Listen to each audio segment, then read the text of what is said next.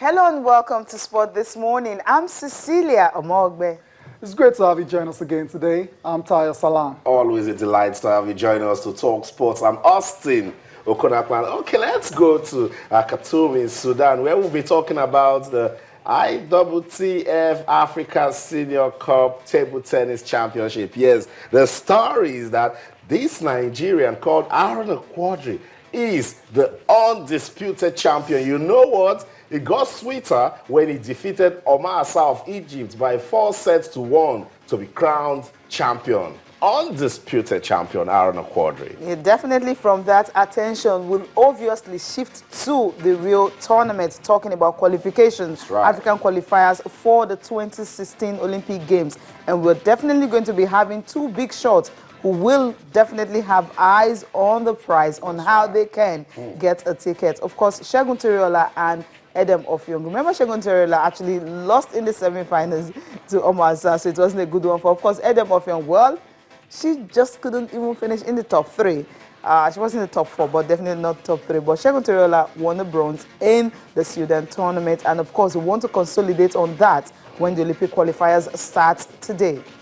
Yeah, for Segun Toriola, it's all about making that 7th appearance at the Olympic Games. Good luck to Segun Toriola, and good luck to Edem Offiong as well. Also on the show, the UEFA Champions League is back after a short break. Two matches will be played today, with the headlining fixture between the champions of France, PSG, and the outgoing champions of England, Chelsea. Wow. Champions of England. Yeah, but that's what they are. Let's forget. No disrespect to the other match between Zenit and Benfica, but definitely today it's all about Chelsea versus PSG. Those two sides are very familiar. You can call them familiar foes because they've met twice in the last two editions.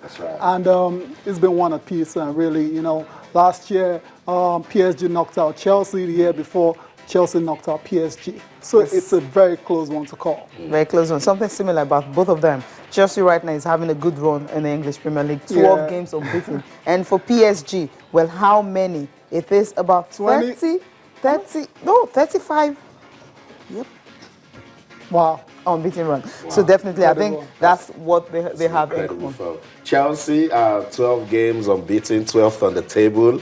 Kind of makes me say they're looking good at the moment. That's why I call it the battle of the champions. Yes. You cannot, watch the UEFA Champions League and say this team will for sure beat this team, because everybody there has got quality. We saw the way Chelsea lost out to PSG last season, even with a man down. Nobody ever thought that was going to happen that way at Stamford Bridge. Let's re-emphasize that. So they will see the importance of, giving this game everything they need to give to it to make. Because for Chelsea this season, what they need to salvage is this competition. Absolutely. They need to win this competition if they can to keep some relevance in Europe, because as it is, top 6 finish is almost impossible. Yes. Very interesting. You said top 6 is almost impossible because to get in the Champions League, you need the top 4. So it's like you're never giving them a chance. So you need to win.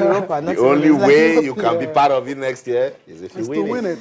And it's going to be very tough against PSG, familiar foes, the Mets.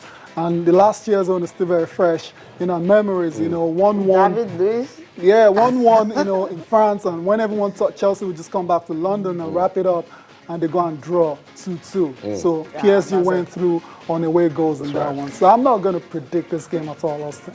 Definitely, maybe prediction will come up much later. Of course, Guzindik is talking to us ahead of that particular game. I think so. John Terry and all that. So we'll just hold on. We'll go straight to tennis now. What happened yesterday? Aaron Quadri, of course, he has actually shown that he is one of the best, or rather best of the best. And to an extent, I said to myself, the appropriate deadline for that is enough is enough.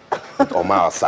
I looked at Omar Asa and said, enough is enough. And Aaron Quadri's career took a massive U-turn when he featured at the ITTF World Cup in Germany. Guys, can you remember when he went against 2004. the likes of Zhang Zhike, and when he went all the way to the semi-finals, lost and still got a standing ovation by the crowd in Germany. So by beating Omar Asa 4-1, to win means he's going to the World Championships in Germany again. I like that, because he will see the leaders to go back and do bigger things in Germany. So massive one for Aaron Quadri. Beating Omasa just makes it sweeter. 4-1. That's dominant. You know, he said something after the win. He says, everybody knows me now and they want to beat me. So it's definitely, he's definitely going to work harder to achieve his Tayo goal. kept on saying it, that when you start winning, everybody wants to beat you. So I'm glad he knows that now. From number 30 in the world, the next time the rankings came out, it was going as low as 50 because everybody wants to play. And Quadri, that guy that was ITTF star player, you know. So if you beat him, it's going to be good for your rankings. So. I mean, confirmation of the result, Austin, 4-1, like I said earlier. He lost the first game, but he showed character to win the remaining 4. That's the stuff champions are made of. 11-9. The last one was actually a tough one for him. But just had to do it. He had to do it against Omar Asa. But guys, let's talk about that 42-year-old guy that still went on to beat El Said Lachine to win the 3rd place match. Massive for Segun Toriola. Why am I excited I did so well in the Senior Cup is because today that the Olympic qualifier starts, he has reasons to consolidate. If you can make it to the extent of winning to the final, then you don't have any excuse now. Okay, so what happened to Edem Offiong? Edem Offiong lost out in the semis. In the semis, I was thinking in the 3rd place, okay, she should be able to. That's the problem with Edem Offiong. I think she needs to focus more. And in this type of competition, she probably is also missing another female player that can talk to her. Remember, no coach. So Olufunke Oshonaike would have been that good partner. But Olufunke Oshonaike can't go. She says, guys, if I have money, instead of going to feature for my country with my own money, I have a family to take care of. Nobody is taking care of these players. You know, so you can't blame her. So for Edem Offiong, she's like there all alone. By herself, you know, if you want to compare it to Aaron Quadri, that's got Segun Toriola. Yesterday after the match, I heard him giving credit to Toriola, you know, after the game. So yeah, you have a point there about Edem Offiong needing, you know, support. But I believe Segun Toriola, if he's not too busy with his own games as well, to you know, kind of help a bit with our coaching. But the real test is today. The cup is over now. It's all about qualifying for the real game. So they've got a chance and they've got to take it. I mean, I've been through the groups. I've seen the players. In terms of the sheer number of participants, it's a very tough competition to play.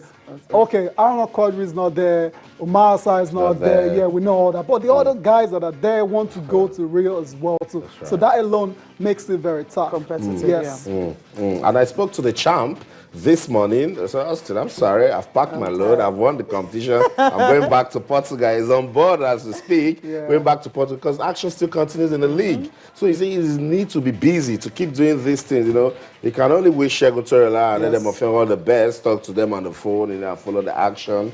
We can only wish them all the best. Yeah, I mean, it would just be great for him to end his career, you know, with another appearance in Rio. I mean, from his debut in Barcelona '92, you know, let it just come to an end, you know, come full circle with another one. Then it takes about the end of that's what we hope for Segun Toriola, and he has what it takes to do it. Like I said, the best 2 players in Africa are not part of this one because they in Rio already, they've qualified. So it's an opportunity for him to, you know, just take advantage and, you know, beat the other guys and qualify. Yeah, it's very, very important. And whenever we see this video, classic right there. You know, veteran training. In 20 years' time, you want to keep this video somewhere and lock it up, put policemen there, because this is the history of Nigeria's table tennis. Legends in their own right. Olufunke Oshonaike and Segun Toriola. Hopefully we'll get Olufunke to speak to us this morning. Segun Toriola needs to focus.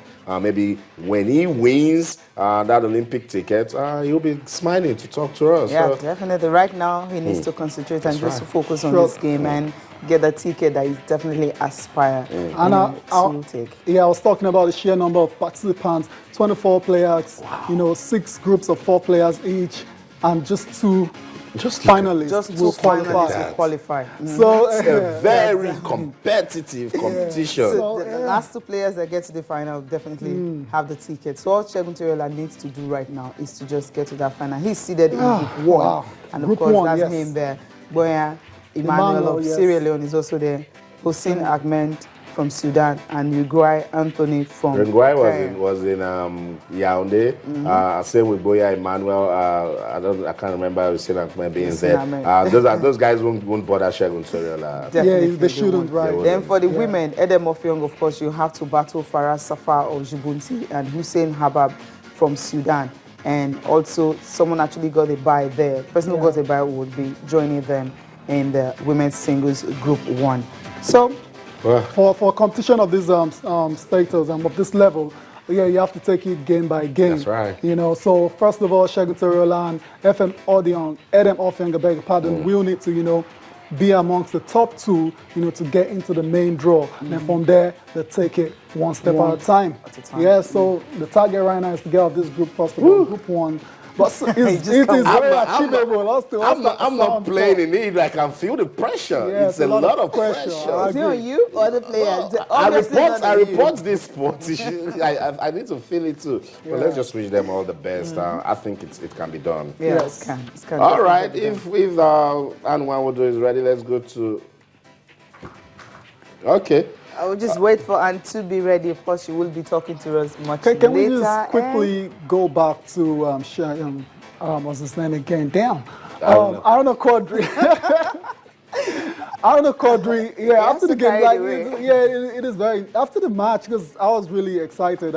He defeated Omar Assad. We've talked about that rivalry. It's one to really savor. Those two undisputed best. So whenever they play, it's always very exciting. After the game, he was saying he worked on his forehand strokes a lot, and so that's a sign of someone that was actually really ready for that particular game. Worked on his forehand, and he kept, you know, he went along with his game plan, he stuck to his game plan, that's what gave him the win. That's right. Yeah, so we always talk about you know, getting really ready for, you know, championship deciders like this. And getting ready for your nemesis. Yeah, well, you can say that as well. So apparently, Arnold Quadri did all that, and that's why he's the champion today. That's right. So it's like you're actually trying to send a message to Edem Offiong to also do something like that. She feels wherever her weakness is, because her opponent actually said she has a good serve, but she was stronger, and that's the reason she had to defeat her. So she look for that weak point that she has to actually work on it and see how she can actually pick the ticket. She needs to really, really do that. Okay, that's it. We'll continue to monitor all that is going down